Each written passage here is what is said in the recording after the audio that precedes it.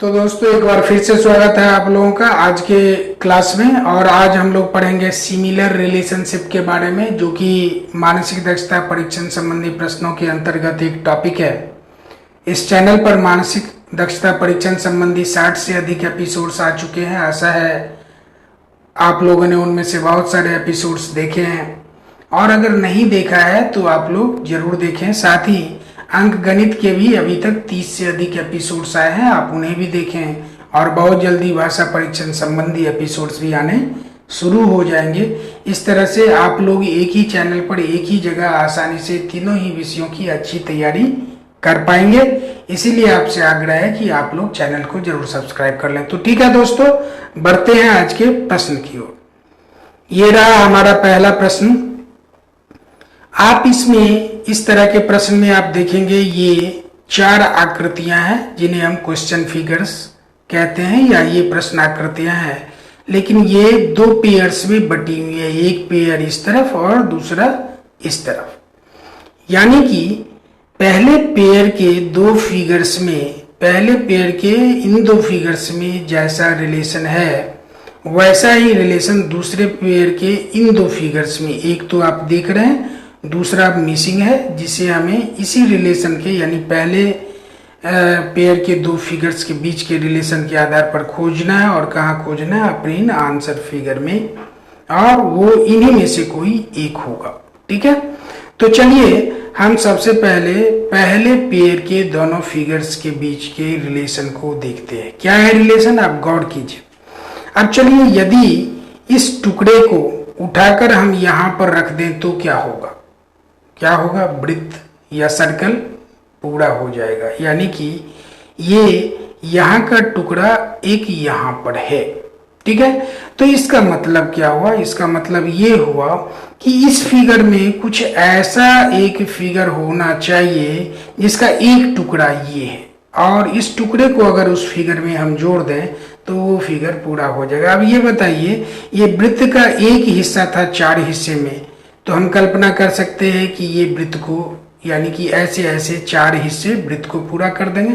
यानी कि अगर हमें ये आकृति दे दी जाए और कहे कि बताओ ये किस आकृति का एक टुकड़ा है, तो ये वृत्त की आकृति ना भी दिखाई तो भी हम कह देंगे कि ये वृत्त का एक टुकड़ा है। और इसी तरह से अगर हमें ये आकृति दे दी जाए और बोले कि बताओ ऐसी 4 आकृतियां मिलके कौन सी आकृति बनाएगी, तो 2 ही आंसर हो सकता है। या तो वो आयत बनाएगा अगर एक सीध में चारों रखे हुए हों, और 2-2 एक दूसरे के साथ जुड़ी हुई हो तो क्या बनेगा? एक वर्ग बनेगा।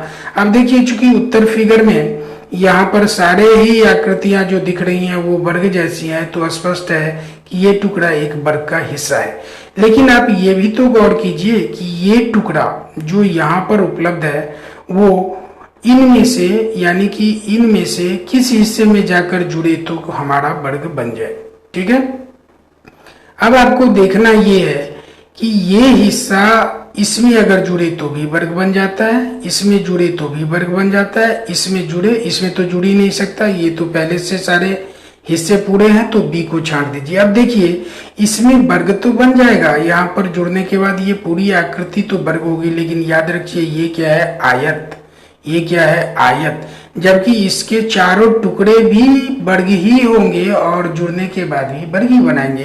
तो अब उस आधार पर देखिए तो हमारा सी भी छट गया, डी भी छट गया, बी हमने पहले ही छाट दिया, इसलिए कि ये तो पहले से ही संपूर्ण पैटर्न है, यानी कि पूरा बढ़ गया और चारों टुकड़े भी उपस्थित हैं। ठीक है, तो अब आप समझ गए होंगे हमारा उत्तर क्या होगा। जब बी ना हुआ, सी ना हुआ, डी ना हुआ, तो हमारा उत्तर क्या होगा? ए। यानी कि ये फिगर कहाँ पर आना चाहिए? यहाँ पर।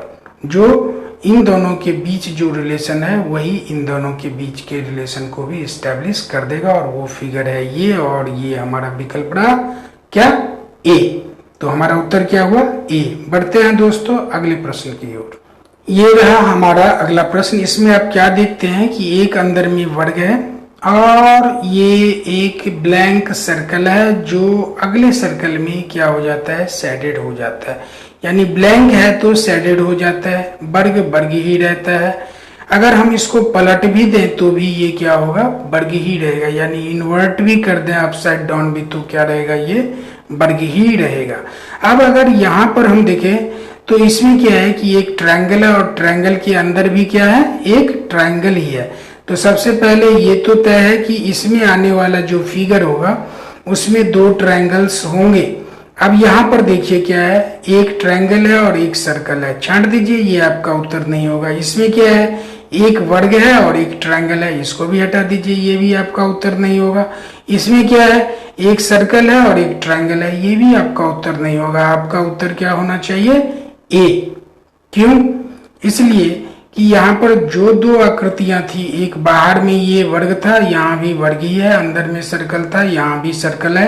फर्क ये है कि ये सर्कल शेडेड नहीं था, अब ये शेडेड है। तो इसी तरह से ये अगर हम इसको पलट भी दें तो भी यही मिलेगा। तो चलिए हम इसको पलट देते हैं, इसको पलटेंगे, ये नीचे की ओर है, इन्वर्टेड अभी है, तो ऊपर की ओर ये आकृति बन जाएगी। अब जैसी आकृति नीचे थी ये, तो वैसी ही आकृति यहाँ भी होगी, लेकिन अगर इस फिगर को हमने इन्वर्स किया तो ये भी इन्वर्स हो जाएगा। और साथ ही ये शेड अगर है तो नहीं होगा, नहीं था तो बन गया, और अब अगर है तो अगले फिगर में वो नहीं होगा। इस तरह से इनके बीच के रिलेशन को कौन एस्टेब्लिश करेगा, ए। ठीक है दोस्तों, तो हमारा उत्तर हुआ ए। बढ़ते हैं अगले प्रश्न की ओर। हमारा अगला प्रश्न ये देखिए, इन दोनों फिगर्स में क्या रिलेशन बन रहा है। ये ट्रायंगल था, ये इन्वर्ट कर गया, ठीक है, उल्टा हो गया, सीधा था, ये उल्टा हो गया ट्रायंगल, ये त्रिभुज उल्टा हो गया, ठीक है। और ये सर्कल अपनी जगह पर अभी भी है, जहां पर था वहीं पर है, और ये अगर व्हाइट था तो ये भी व्हाइट है। बस फर्क क्या पड़ा कि उल्टा होने के बाद ये ट्रायंगल क्या हुआ, शेडेड हो गया। तो अब इसी आधार पर इसको भी हम क्या कर देते हैं, इस ट्रायंगल को भी उल्टा कर देते हैं। उल्टा हमने कर दिया, अब इसके पोजीशन को यही रहने देते हैं। जैसे ये देखिए, ये यही रह गया, बेस के नजदीक बना हुआ था, अभी भी उल्टा होने के बाद क्या है, बेस के नजदीक है। तो उल्टा होने के बाद ये स्क्वायर भी बेस के नजदीक रहेगा और ये ट्रायंगल क्या हो जाएगा, शेडेड हो जाएगा। यानी कि यहाँ जो फिगर आएगा वो एक शेडेड ट्रायंगल होगा, जिसके बेस के नजदीक ये एक व्हाइट क्या होगा, स्क्वायर्ड होगा। तो अब चलिए ये देखिए, ये तो दोनों शेडेड ट्रायंगल, क्या यहाँ तो शेडेड सर्कल हो गया, तो सी और डी को छाट दीजिए। यहाँ पर क्या है, शेडेड ट्रायंगल इन्वर्टेड तो है, लेकिन इसमें सर्कल नहीं होना है, क्या होना है, ये स्क्वायर होना है, तो हमने ए को भी छाट दिया। अब आपका ए भी छट गया, सी भी छट गया और डी भी छट गया, तो बच कौन सा गया, बी। और बी हमारे दोनों ही कंडीशंस को पूरा करता है। ट्रायंगल इन्वर्ट हो जाता है यानी उल्टा हो जाता है, हो गया। ट्रायंगल शेडेड हो जाता है, हो गया। और ये स्क्वायर बेस के पास रहता है, जैसा कि यहाँ पर स्क्वायर जो है, ये सर्कल जो है बेस के पास बना था, वैसे ही ये स्क्वायर ट्रायंगल के बेस के पास ही बनेगा, जो कि उस कंडीशन को ये पूरा कर रहा है। तो इसीलिए हमारा उत्तर क्या होना चाहिए, बी। ठीक है दोस्तों, बढ़ते हैं अगले प्रश्न की ओर। ये रहा हमारा अगला प्रश्न। इसमें आप क्या देख रहे हैं, इन दोनों फिगर्स के बीच के आप रिलेशन को देखिए, कुछ नहीं हो रहा है, सिंपल क्या है, यहाँ पर इन दोनों सिंबल्स के का पोजीशन जो है वो इंटरचेंज हो रहा है। सर्कल जो यहाँ इस कॉर्नर में था, अगले फिगर में इस कॉर्नर में चला गया, और ये शेड वाला रेक्टेंगल जो इस कॉर्नर में था, अगले फिगर में क्या हुआ, यहाँ पर इस कॉर्नर में आ गया जहां पर पहले सर्कल था। यानी कि सर्कल इस रेक्टेंगल का पोजीशन ले लेता है और रेक्टेंगल सर्कल का पोजीशन ले लेता है, यही हो रहा है। एक और चीज आप देख रहे हैं, यहाँ पर क्या है, शेड क्या है, वर्टिकल लाइन है, और यहाँ का शेड क्या है, स्लैंटेड है, यानी तिरछी रेखाएं, ये खड़ी रेखाएं थी।